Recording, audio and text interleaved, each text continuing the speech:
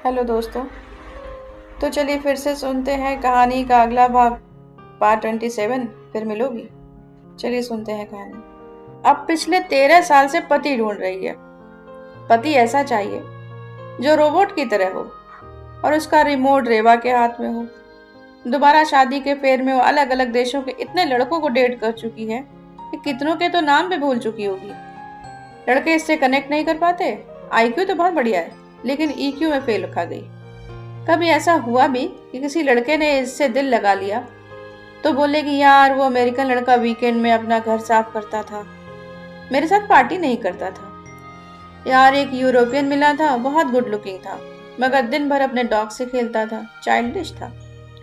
कई समझदार लड़के एक हफ्ते लिव इन में रहने के बाद इससे पिंड छुड़ा लिए, इसको फोन पर ब्लॉक कर दिए।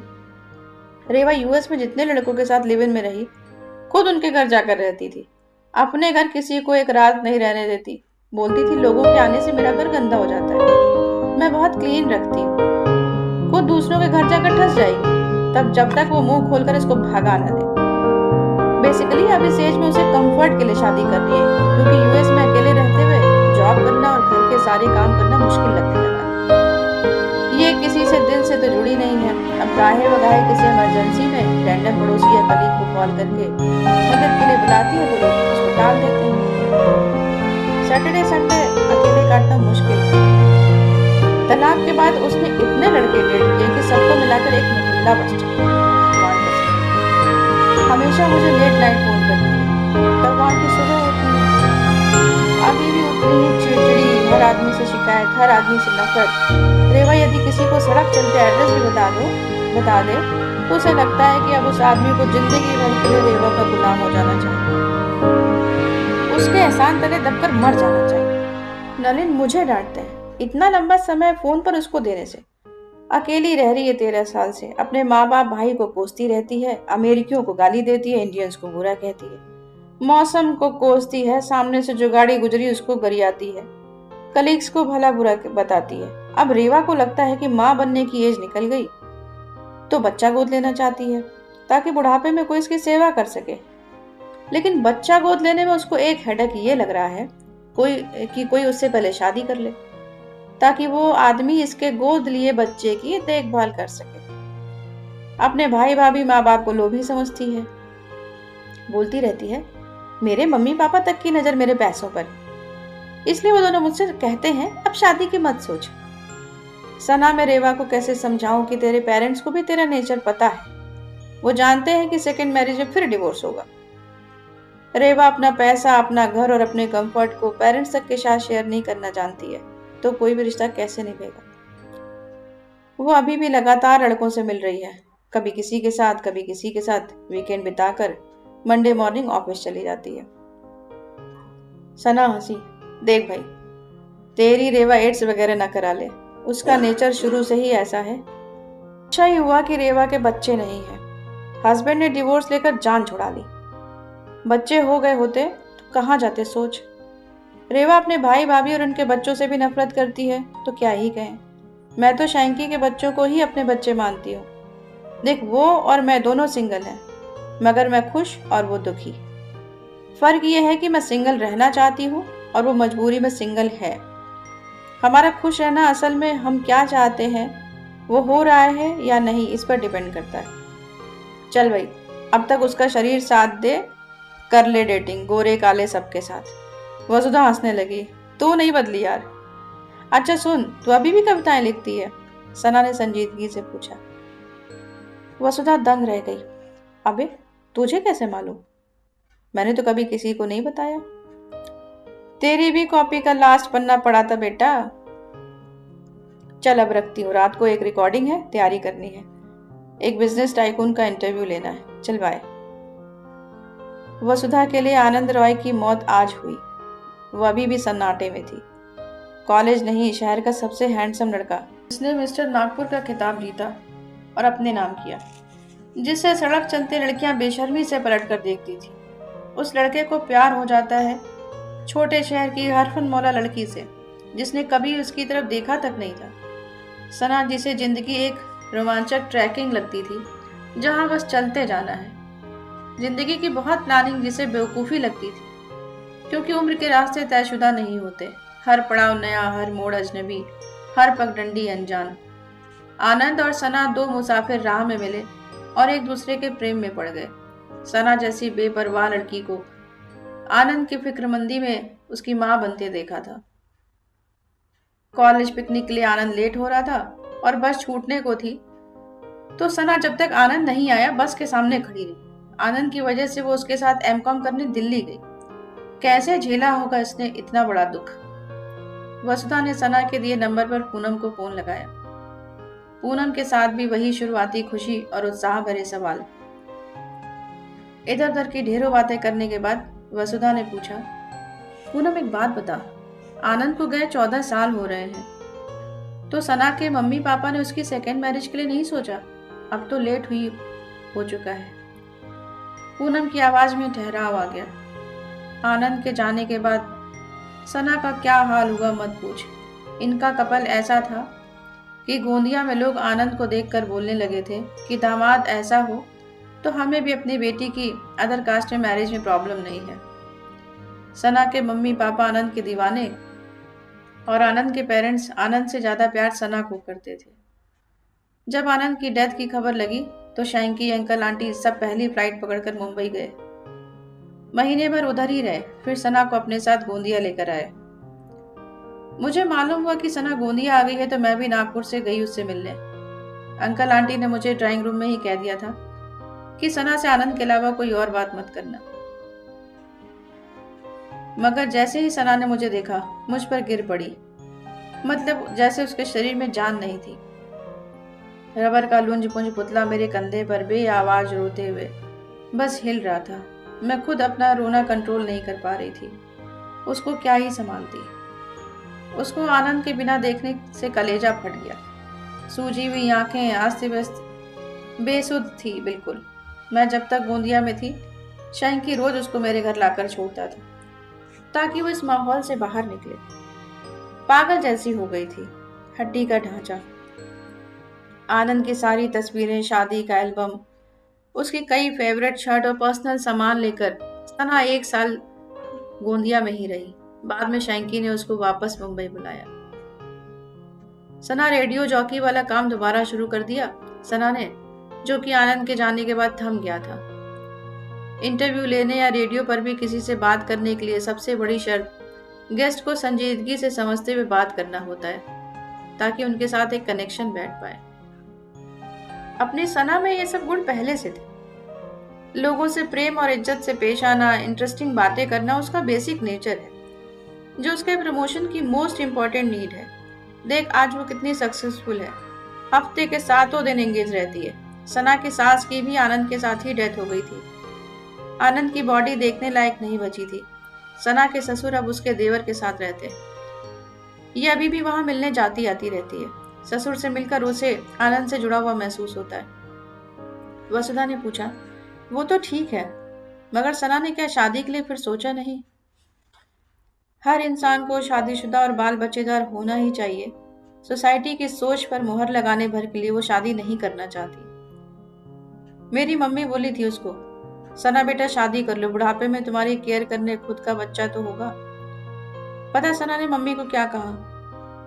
आंटी बुढ़ापे में मेरे हाथ पैर कांपेंगे तो मेरे डायपर कौन बदलेगा, मुझे कौन नहलाएगा? इस अरेंजमेंट के लिए शादी फिर बच्चा नहीं करना चाहती। मम्मी चुप रह गई। देख उसकी बातें हमेशा लॉजिकल होती हैं, बस सोसाइटी सुनने को रेडी नहीं। जिससे वो प्यार नहीं करती उसके साथ बच्चा पैदा कैसे कर ले? फिर बुढ़ापे में अपनी सेवा करवाने बच्चा नहीं करना चाहती। बता रही थी कि आनंद और वो बच्चा प्लान कर रहे थे, उसी समय यह हादसा हो गया। उसे बहुत अखरता है। अक्सर कहती है अगर प्रेग्नेंट हो गई होती तो आज आनंद की एक डुप्लीकेट कॉपी मेरे साथ होती। बोलती है मैंने आनंद को बचपन में नहीं देखा था, इसलिए उसके बचपन को जीने बच्चा चाहती थी, ना कि बुढ़ापे में मेरा खर्च उठाने, देखभाल करवाने के लिए। लोग बिगड़े रिश्ते सुधर जाएंगे सोचकर बच्चा कर लेते हैं, जबकि हस्बैंड और वाइफ एक्सट्रीम लव में हो तभी बच्चा करना चाहिए।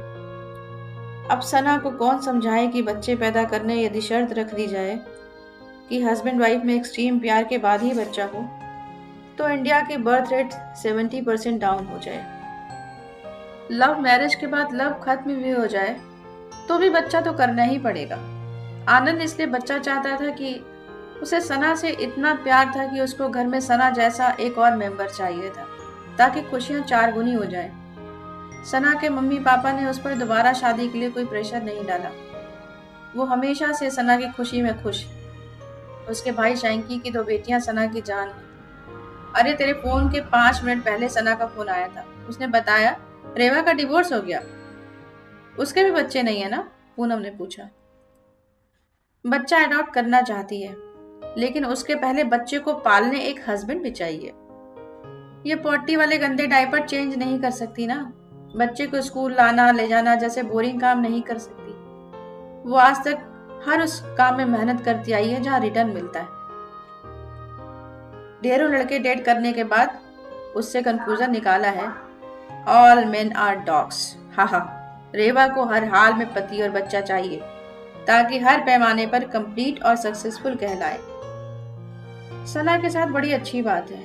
वो कभी इस प्रेशर में नहीं रही कि दुनिया उसके बारे में क्या सोचती है। अपने परिवार और 2-4 क्लोज लोगों के अलावा कोई उसके लिए इम्पोर्टेंस नहीं रखता। रेवा की ख्वाहिश थी कि दुनिया उसे कामयाब समझे। न्यूयॉर्क में खुद के 6 घर हैं उसके। फैमिली और बच्चा वाले चार्ट में टिक अभी नहीं लगा, तो सक्सेस का वो कॉलम खाली है। बेचैन रहती है, डिप्रेशन की दवा ले रही। सना की फैमिली ने उसको हाथ से एक अलग चार्ट दिया है, जिसमें बिना किसी को हर्ट किए खुद की खुशी को टिक करते चलो। रेवा बच्चा गोद न ले पाए तो ही ठीक है। दुनिया से नाराज व्यक्ति अच्छे माँ या बाप नहीं बन सकते। बोल रही थी कि बच्चे से मेरा अकेलापन दूर होगा। बच्चे पेरेंट्स का अकेलापन दूर करने वाला मनोरंजन नहीं, बल्कि बहुत बड़ी जिम्मेदारी है। रेवा के मम्मी पापा न्यूयॉर्क गए थे 3 महीने उसके साथ रहने। 10 दिन में वापसी की टिकट करवा दी कि पापा को 8 लाख के सोफे पर कैसे बैठना है सलीका नहीं। मम्मी को यूएस का कारपेट वाला बाथरूम यूज करना नहीं आता। मैं अपना टॉयलेट एकदम ड्राई रखती हूँ। आंटी दुखी होकर बोली, रेवा तू हमारे आने से इतना चिड़चिड़ा रही है, इससे अच्छा हम नहीं आए। इतने इसने फट से लौटने की टिकट करवा दी। रेवा को सिंगल होने का कॉम्प्लेक्स है। किसी भी तरह का कॉम्प्लेक्स इंसान को नेगेटिव बनाएगा ही। उसे कौन समझाए कि असल में लोगों को फुर्सत ही नहीं है आपके बारे में सोचने की। दुनिया आपको लेकर गंभीर नहीं है। जो आप आज हो दुनिया को गंभीरता से लेते हो। हम जो खुद के बारे में सोचते हैं बेसिकली वही हमारी दुनिया है। पूनम ने ठंडी आह भरी। सना का यह हाल ये है कि उसके फील्ड के ही कुछ लोगों ने उसे सेकेंड मैरिज के लिए प्रपोज भी किया था, तो बोलती है फिलहाल पार्टनर की जरूरत नहीं, और यदि जब कभी किसी के लिए वैसी फीलिंग डेवलप हुई तो सोचूंगी। हमेशा बोलती है कि मेरे आसपास मुझे प्यार करने वालों की एक छोटी सी दुनिया है, जिससे मैं खुद को भरा हुआ महसूस करती हूँ। वसुधा ने विषय बदला। पूनम, गोंदिया में अंकल आंटी कैसे हैं? हम हॉस्टल में थे तब तेरी एक दीदी की शादी हो गई थी। तेरे बाद एक छोटा भाई और बहन थे, उनकी भी शादियां हो गई होंगी ना? हाँ यार, दोनों छोटे भाई बहन की शादी हो चुकी। भाई भाभी गोंदिया में ही मम्मी पापा से अलग हो गए हैं। मम्मी की कंजूसियां बहू को नहीं झेलेगी। मम्मी को लगता है इसके आने के बाद शक्कर बहुत लगने लगी है। जब हम छोटे थे तब भी हमसे गरीब रिश्तेदारों के घर भी खाने पीने पहनने ओढ़ने का स्टैंडर्ड हमसे बहुत अच्छा था। अब मैं गोंदिया जाती हूँ तो मम्मी बहुत पैसे लुटाती है हम पर।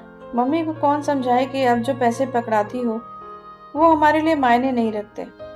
पैसे बच्चों पर खर्च करने होते, ना कि बच्चों के अधेड़ होने पर उन्हें सौंपने। बचपन के खालीपन का असर हमारे पूरे जीवन पर पड़ता है। मम्मी ने पैसों को बहुत बड़ी ताकत समझकर खर्चा ही नहीं। मम्मी को लगता था कि पैसे का रौब दिखाकर बहू से सेवा करवाती रहूंगी। अमिताभ बच्चन की फिल्म बागबान देख सबको लगता है कि बेटे बहू पैसे के भूखे होते हैं। भाई भाभी रोज किटकिट से अलग हो गए। भाभी बहुत समझदार है, अपने बच्चों को हैप्पी मेमोरीज देना चाहती है। मम्मी का हर दिन हर चीज में दखल कि बच्चों का बर्थडे क्या मनाना, मायके वालों को क्यों बुलाती है, मेहमानों को खाने के लिए क्यों रोक लेती है। हम तीनों बहनों ने समझाने की कोशिश भी की। वसुधा, किसी का नेचर नहीं बदलता है रे। हमारे यहाँ पेरेंट्स को ऐसा भगवान बना दिया गया कि ना उन पर उंगली नहीं उठा पाते। भाई ने अलग होकर ठीक ही किया, उसको बच्चे सही तरीके से पालने थे। मम्मी को चुप रहना आता ही नहीं और पापा उनके आगे हमेशा ही चुप रहे। सोच न कितनी इनसिक्योरिटी है, आगे चलकर बच्चे मेरी इज्जत नहीं करेंगे। मेरे बच्चे सास ससुर के साइड न हो जाए, मेरा बेटा कहीं बहू की ना मानने लगे। ऐसे डरे माँ बाप बच्चों पर बहुत दबाव बनाते हैं और बच्चा भीतर से कितना तन्हा है कोई नहीं जान पाता। ये दुनिया अकेले लोगों की भीड़ है वसुधा, लेकिन बचपन में अकेला होना बहुत दर्दनाक है। बचपन का अकेलापन खरपतवार की तरह सालों बाद भी स्मृतियों की जमीन से जाता ही नहीं। जानती हूँ दुनिया में मुझे सबसे ज्यादा प्यार भी मम्मी पापा ही करते हैं। वसुधा जब अपनी लाइफ के शुरुआती दुखों से उबर नहीं पाते हैं यार। वसुधा ने इन बोझिल बातों का रुख मोड़ा। तेरे हस्बैंड पंकज तो बढ़िया है ना? देख, वो सुबह से रात तक कोचिंग की पोजीशन टॉप रखने के स्ट्रगल में बिजी है। पूरा टाइम मोबाइल में टीचर से डिस्कस करना, कौन सी कोचिंग बच्चों को किस ऐप को डाउनलोड करवा रही है, लास्ट ईयर किस कोचिंग से सबसे ज्यादा बच्चे आईआईटी या नीट क्वालिफाई किए, टॉपर बच्चों के होर्डिंग शहर में कहाँ कहाँ लगेंगे। हमारे टीचर दूसरी कोचिंग ज्वाइन कर रहे हैं तो उन्हें रोकने अब एग्रीमेंट की शर्तें बदलेंगे। कोचिंग के मंथली टेस्ट और बच्चों के स्कूल एग्जाम तक एक ही टाइम पर ना हो जाएं। अच्छे टीचर्स और बच्चे हमारी कोचिंग से ना हटें। कोचिंग की अगली ब्रांच कहाँ खोलनी है, होशियार बच्चों को स्कॉलरशिप देकर रोकना।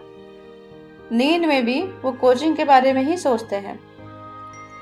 मुझसे बात करने की फुर्सत ही कहाँ है, या कह सकती उन्हें जरूरत नहीं लगती। मैं दोनों बेटों और घर के मैनेजमेंट में ऐसे उलझी हूँ कि अब भीतर बहुत खालीपन है। पंकज की ढेरों प्रोफेशनल पार्टी अलग अलग शहर में चलती है। उसे हमेशा लगता है कि पूनम को पैसों की कोई पाबंदी नहीं है तो खुशी होगी। हम दोनों एक दूसरे की समस्याओं से बेखबर हैं। जब वो मोबाइल स्विच ऑफ करके चुप लेटे रहते हैं तो मुझे समझ आता है कि कोई टेंशन है, मगर अब मैंने पूछना छोड़ दिया है। पहले जब जब पूछती थी कि कोई टेंशन है क्या, तो हमेशा झिड़क देते थे कि बार बार पूछकर परेशान मत करो। मुझे अपने स्टूडेंट की तरह डांट कर चुप करा देते। पंकज उनको ही रिस्पेक्ट दे सकते हैं जिन्होंने जीवन में कुछ बड़ा अचीव किया हो। दोस्तों, उम्मीद है आप सबको कहानी पसंद आ रही होगी। पसंद आ रही है तो ऐसे ही सुनते रहिए कहानियाँ, बने रहिए हमारे साथ। Story time with Aarti. Thank you so much.